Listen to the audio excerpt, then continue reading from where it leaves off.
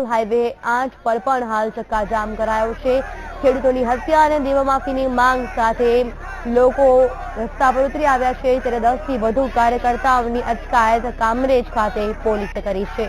Kamrej national highway 8 પર હાલ તો ચક્કાજામ કરાયો છે। ખેડૂતોની હત્યા અને દેવામાફીની માંગ સાથે કોંગ્રેસના કાર્યકર્તાઓએ વિરોધ નોંધાવ્યો છે।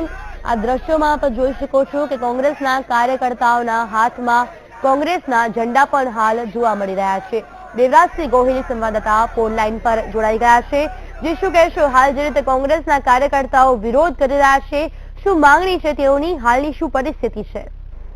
જી ચોક્કસ દિલ આપને જણાવી દઉં કે જે રીતે સમગ્ર રાજ્યમાં જે રીતે કોંગ્રેસ દ્વારા વિરોધ કરવામાં આવી રહ્યો છે, ચક્કાજામ કરવામાં આવી રહી છે, ત્યારે કામરેજ ખાતે પણ કોંગ્રેસ આગેવાનો રસ્તા પર ઉતરી આવ્યા હતા। નેશનલ હાઈવે 8 પર ચક્કાજામ કર્યું હતું। હાથમાં બેનરો લઈને કાર્યકરો આવી ગયા હતા। કામરેજ પોલીસે 10 થી વધુ કોંગ્રેસ કાર્યકરોને ડિટેન કર્યા છે અને હાલમાં પણ જે કોસંબા નજીક છે નેશનલ હાઈવે 8 પર સાવર ચોકડી પાસે ખેડૂત જે રીતે મધ્યપ્રદેશની જે ઘટના બની છે, ખેડૂતોની પર જે ગોળીબાર કરવામાં આવ્યો છે તેના વિરોધમાં અને દેવા માફીને લઈને જે ખેડૂતો છે તે હાલ તો ચક્કાજામ કરવા ભેગા થયા છે। ખુદ સુરત જિલ્લા એસપી પણ ઘટના સ્થળે દોડી આવ્યા છે અને હાલ તો પોલીસ પણ આ ચક્કાજામ જે કોંગ્રેસ દ્વારા જે કરી રહ્યા છે તેઓને અટકાવવામાં આવી રહ્યા છે। જી બિલકુલ, આભાર કિરણ તમામ માહિતી બદલ।